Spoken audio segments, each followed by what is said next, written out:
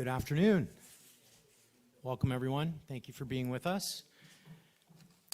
Special welcome to everyone who's in the room with us in Rome, as well as those who are joining us through the live stream. Great to have you with us for our briefing, where we'll be talking about the Inuit delegation that met with Pope Francis earlier today. And we'll follow a similar process for our previous briefing with the Métis delegation, where we'll have some brief remarks from each of our guests on the stage, and then we will have a brief period of Q&A. So to introduce the speakers that you'll be hearing from this afternoon, first we have President Nathan Obed, who is the president of the Inuit Media Kanatami. Next to President Obed is Martha Gregg, who's a member of the Inuit delegation. Next to Martha, we have Archbishop Richard Gagnon, who's the Archbishop of Winnipeg, and briefly introduced the delegation this morning at the meeting. And next to Archbishop Gagnon, we have Bishop William McGrattan, who is the Vice President of the Canadian Conference of Catholic Bishops. Welcome to all our speakers, and with that, I'll hand things over to President Obed. Thank you. We had our hour-long encounter with the Pope this morning at 11 a.m. We have a delegation of 8 that went to the palace to have our conversation or our encounter. For Inuit, we had 2 parts of the delegation. One was the part that I was convening, which was on behalf of Canadian Inuit leadership. And there were a number of positions that Canadian Inuit wanted me to bring forward today on behalf of land claim regions and on behalf of Inuit leadership. And then there were a number of individuals who came with their own perspectives and wanted to convey their own personal messages from their Inuit communities to the Pope. So we had a diversity of conversation. The Pope was welcoming and very thoughtful and very engaged throughout the entire encounter. And we were very pleased with the way in which the meeting unfolded. In relation to the content of the meeting, there were a number of conversations about faith and about the ongoing presence of the Catholic Church in Inuit Nunangat. There was a lot of conversation about residential schools and the negative impacts of residential schools on Inuit and the intergenerational trauma aspect of residential schools.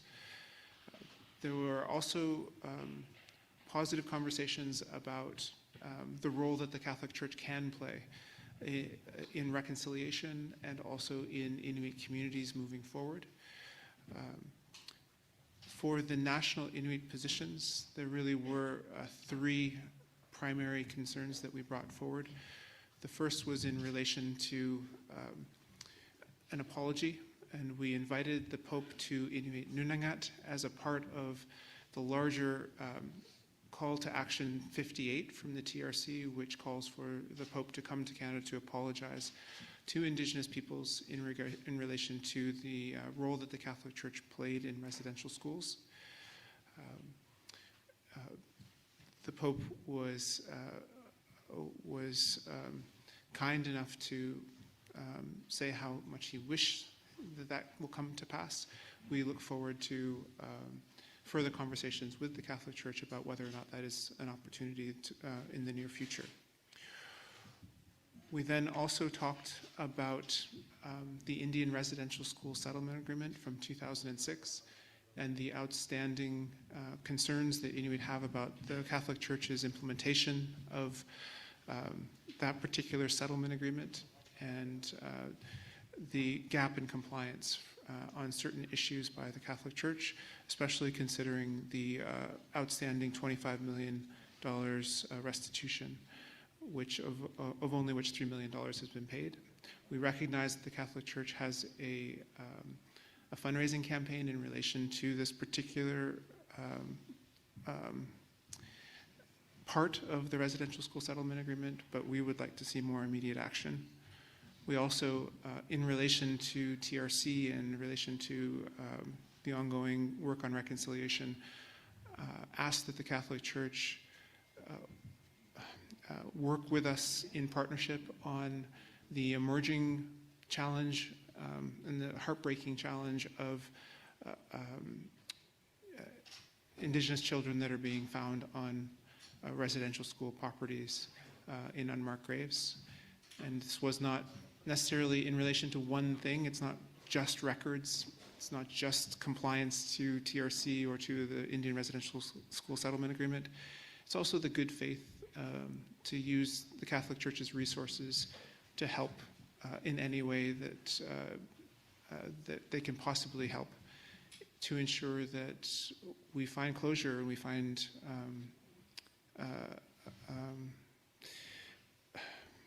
I guess the shared path forward, which recognizes the gross human rights abuses that have taken place, but also the way in which we can move beyond that moment and work together in partnership, and not just through legal binding agreements. The final point that we raised was in relation to the legacy of sexual abuse in the church, and asked the Pope directly if he would intervene in a particular case against Johannes Revoir, who currently resides in France.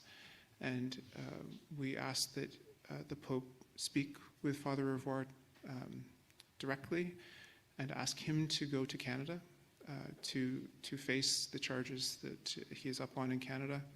And if Father Revoir is not agreeable to that, if the Pope would do all that he could to work with the French government to ensure that either extradition can happen or that Father Revoir can be tried in France. We want this new relationship and this relationship of reconciliation to be based on action, and also based on mutual shared ambition. And it is such a heartbreaking reality that some people who should have been brought to justice decades ago have not seen justice, and those who have been abused and those victims have sometimes died before they have seen justice. What happened in residential school, as far as the policies surrounding residential school are history. A lot of what has happened in residential school happened with people who are no longer alive, but that is not always the case, and there are still things that we can do together to ensure that there is justice for those who do not have it yet. With all those heavy things, there was also a true sense of openness and kindness that was showed to us as a delegation. And so I do want to thank the Catholic Church and the Canadian Council of Catholic Bishops for getting us to this point and this day, and also thank the Pope himself for his warm welcome here in the Vatican City.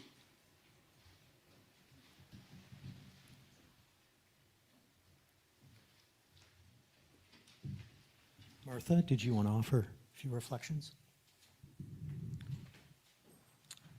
Hi, my name is Martha Gregg.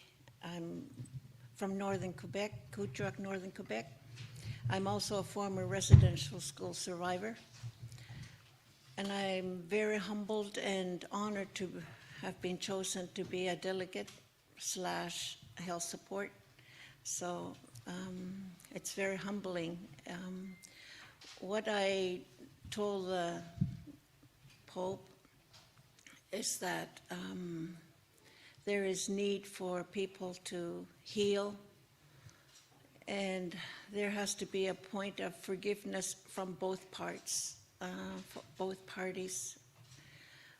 Because if you don't forgive, it eats at you. Though you don't forget, there has to be a clean, a healing movement along with the people and the Catholic people, the churches. So that's something that is really needed. to work hand in hand so that our people can rise from all the hurts that's been done to them.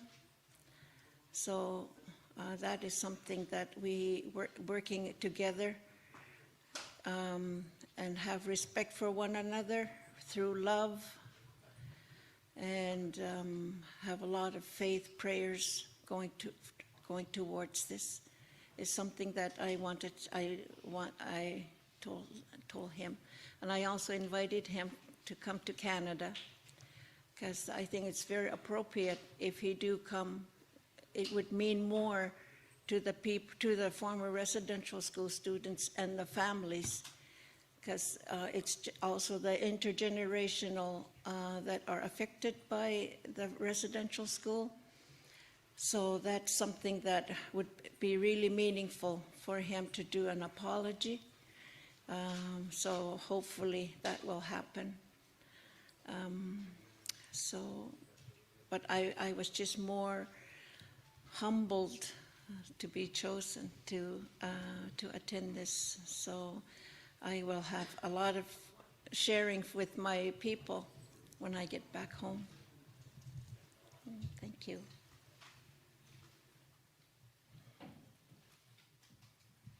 Thank you.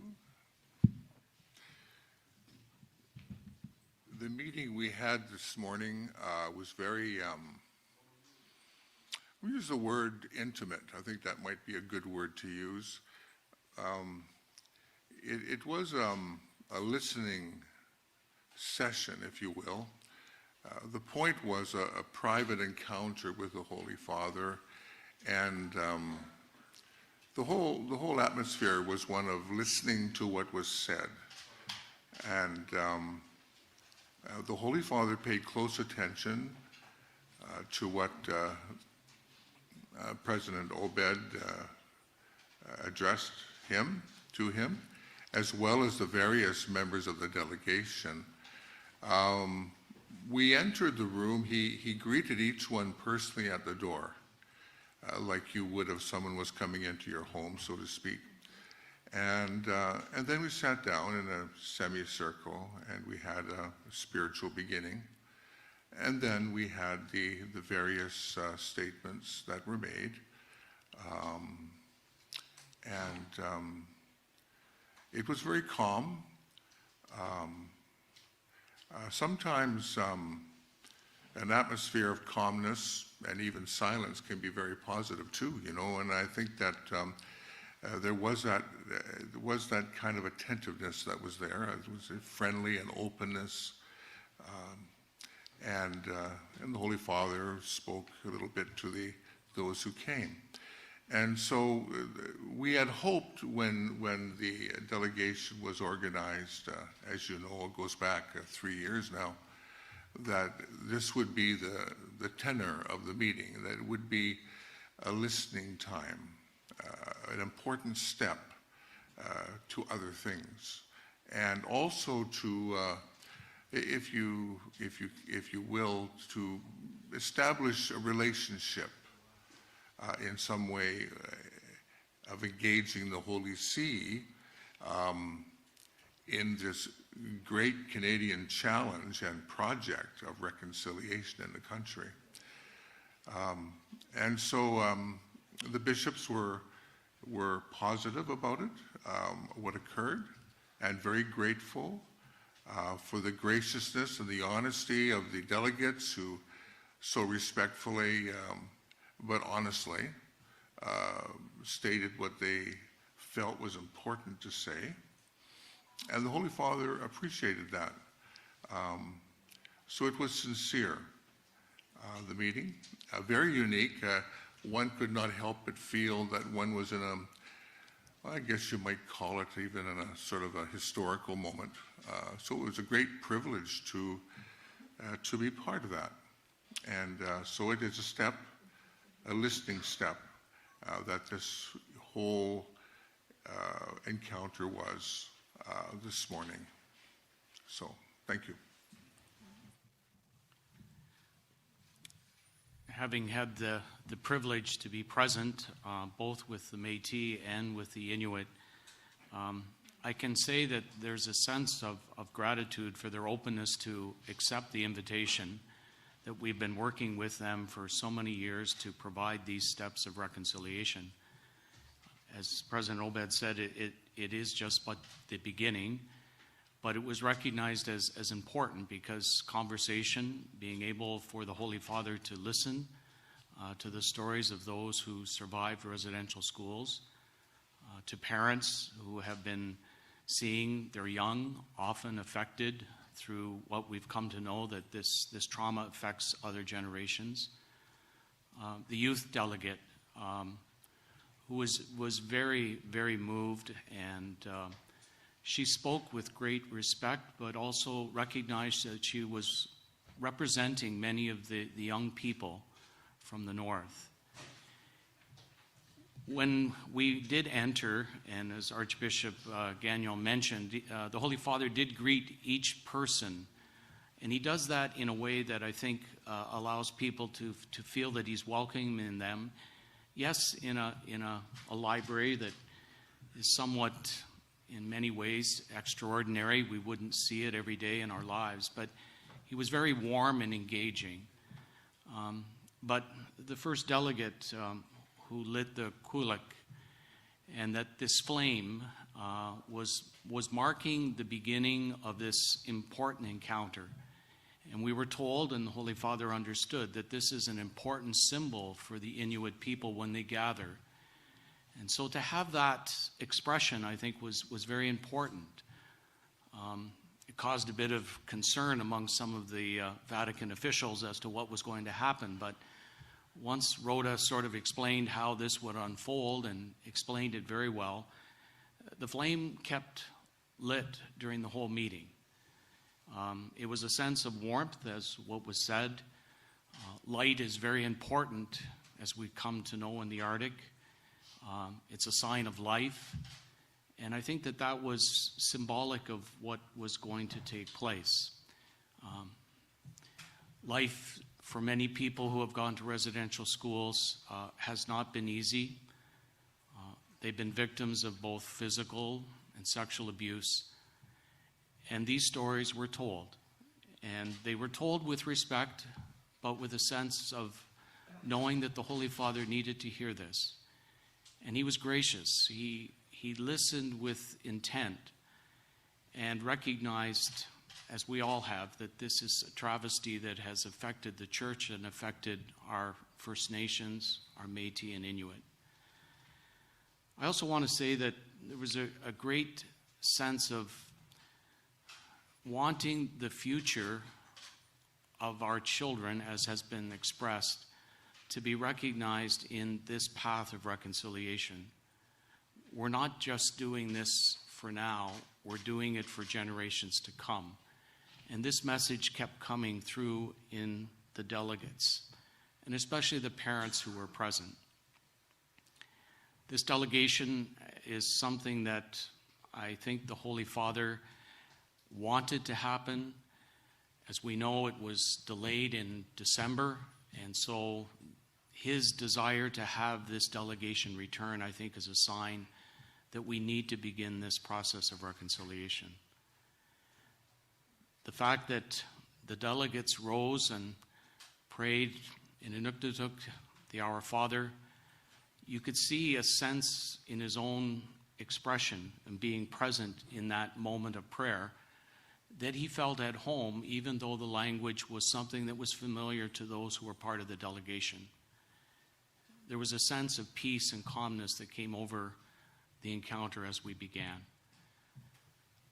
I just maybe want to also express that the messages that President Obed has continued to bring forward in our discussions and in the planning is a sense of his commitment for his people, but also I think the openness that you've shown at all times to want to work with the church and to also recognize, as was expressed, that the church and the churches are important collaborators, important friends, hopefully, in this journey of reconciliation.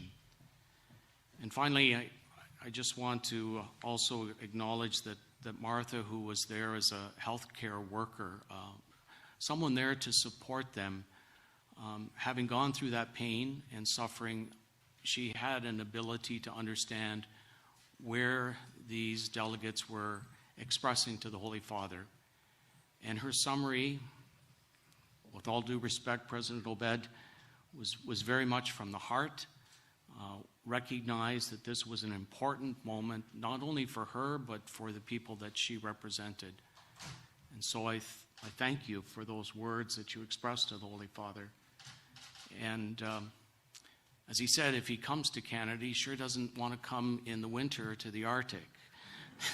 But in some ways, he was jesting, because he does want to come, but he would like to come at a time when it's not as cold in Canada as it is in the winter. So he expressed that, and there was a lightheartedness at some times to the encounter as well, which made it very, very welcoming and friendly. So with that, Thanks all of you for those reflections. Let's take a few questions. We'll follow the same path as before. Thanks, Erica, with the microphone. Please let us know which media organization you're representing and who you're directing your question to. Thank you. Thank you for taking our questions. I'm Olivia Stefanovich from CBC News. I have a question for the bishops. I'd like to know, do you support this call from the leader of the Inuit delegation to have Pope Francis personally intervene in the case of Father Johannes Rivoire, to bring him to justice in Canada and to help extradite him? And what do you plan to do about that? so I was present as President Obed made that request of the Holy Father. I think I would begin by saying that this particular situation, any situation of sexual abuse, the Church needs to take responsibility. And as we've heard, justice and truth are important in this path of reconciliation. So the truth that this individual, this priest, has committed these particular or alleged acts of abuse and is now living in France, President Obed has asked that the Church assist him and also the Canadian government to try and make sure that this act of justice can be realized in Canada. I do know that Bishop Krotke has also expressed his commitment on behalf of the Church and as the bishop up in Churchill, Manitoba, to also assist President Obed. Personally, the Holy Father, I think, heard that this is an important. We need to continue to state that the Church needs to address this in a forthright manner. And I also know that the Oblates have also reached out to President Obed, and he will have an opportunity to be meeting with them this week, and we'll be discussing issues related to this particular case as well. So I think these are concrete ways that we can support the request that Archbishop, or as President Obed made to Pope Francis, is to assist in this act of justice. Next question.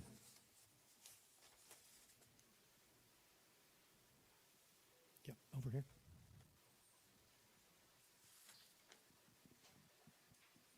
Wajeh Miigwech. I'm Cree from northern Quebec, and I'm here to cover this this historical event in my language for back home, and for our priests here. Maybe just the same question as the delegates. Is it only going to be that I don't know how to refer to him, priest, who's going to be extradited, hopefully, or is it going to be all of the priests? Because we do have a case in Quebec too as well, and it was only 10 years ago. We find out that that priest is somewhere else, stationed somewhere else. You know, like they're just being moved around. So it's the same thing. We want justice too as well. So it's not. I don't want to take your story away, but you know, can we look at other cases too as well, and not just this one particular one? Again, no disrespect to you. You got. Perhaps I'll start by saying that the intervention that we made was for the Catholic Church to work with us in a global sense, in a larger sense, wherever there are accusations of sexual abuse or physical abuse, that the perpetrators be brought to Canada to face those charges. And this particular case is one that we have been trying to work on for decades, which is why we highlighted this particular case. But in no way did I intend or ITK intend to make it about one particular case when we know that there are other scenarios. The same principles apply to all that we are applying to this particular case. So I hope that that answers part of your question.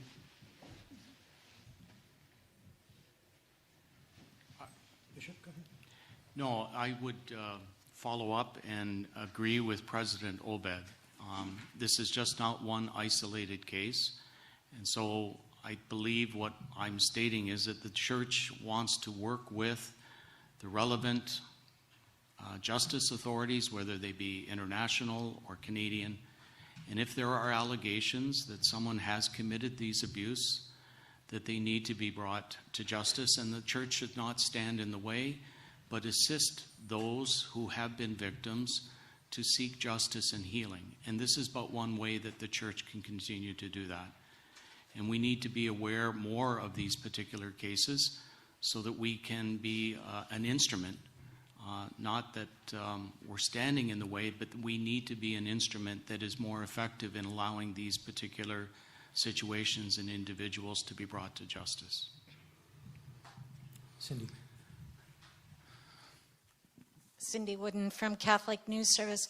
I saw in one of the interviews you did before coming that you acknowledged that not all the Inuit are supportive of this process or ready to engage in this process. Did you explain to the Pope, that how the reality in your community of, not everybody really thrilled yet with what the this engagement with the church, and not really ready for that step yet? And my second question is just a curiosity. Was there any kind of exchange of gifts? Thank you. In relation to the first question, I brought it up in my remarks in the full spectrum of the Inuit collective. There are many Inuit who are Catholics, who are practicing Catholics. Many people have a strong faith, and that is a very positive influence in their communities. There are then also many who are still struggling to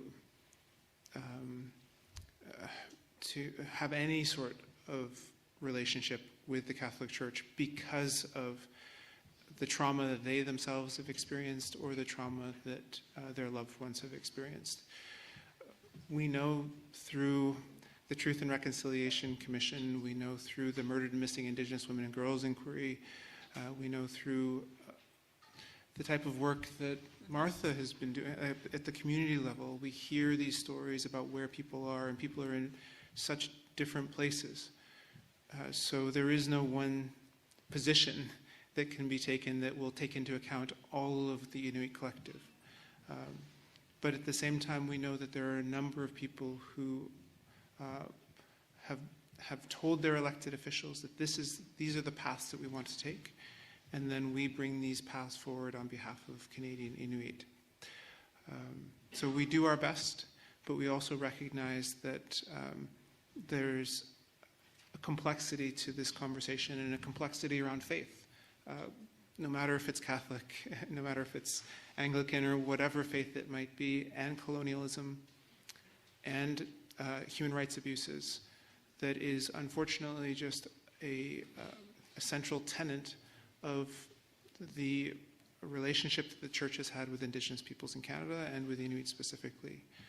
We are here pushing back against that, and we hear the Church talking about wanting to be on that path with us, and so that is encouraging. In relation to gifts, yes, there were a number of gifts that were given by the delegation to the Pope. I do hope that there are some photos shared of the Pope wearing his new stole, I think it's called, yes, that was made of sealskin and presented to him today. There was also a rosary case made of sealskin. There were 2 carvings that were provided to the Pope, and then some personal messages that were delivered to him as well. So the Pope was very thankful for these gifts. He interacted with those people who had presented to him. And then each of the delegates received a gift on the way out from the Pope directly. So there was an exchange of gifts, and I think people were very thankful for not only the Pope's interest in what he received, but also his token of appreciation to the delegates. Right over here, Erica, thank you. Just about 4 rows up.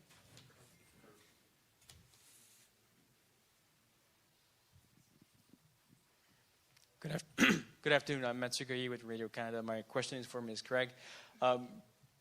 You've mentioned the importance of forgiveness on both sides and how it is critical to move on. What would you like? What do you need to hear from the Pope, whether here or in Canada, in order for him to deserve your forgiveness as a residential school survivor? Well, I was raised that it's very important to forgive whatever wrong has done to you. We always have to forgive them, though we won't forget. But not everybody is the same, and everybody is at different stages, and some of them are not at all ready to even want to hear forgiveness. But an apology to a lot of people, with my clients, have expressed that it would mean a lot. A genuine, heartfelt apology would be a first step to start wanting to start healing. So that is something that I personally, as a former residential school student, that would mean a lot to me myself, but more so for my fellow former students. And a lot of them have now passed away. So, but it's also their children that are affected as well. So it would mean more so important to them to move on. Because as when we were taken to school, there's parenting skills that we lacked in a lot of things that we had not forgotten, but the lifestyle had changed. And we are now into big communities, whereas when we were taken away to residential school, we were raised by our parents. We were taught to be out on the land. And then when we got to the school, we learned how to be white person, which we cannot be. We are Inuit, we are First Nation, we are Métis. So that is something that we have to learn to live with one another. And also us be given the right to live our way, the way we want to live our life. And to have to be in respect with each other. So that is something, it's not that, what I'm trying to say is we have to work together on this. So an apology is the first step, then the forgiveness hopefully will follow through. Thank you. Final word, President Obed, from you, if you'd like.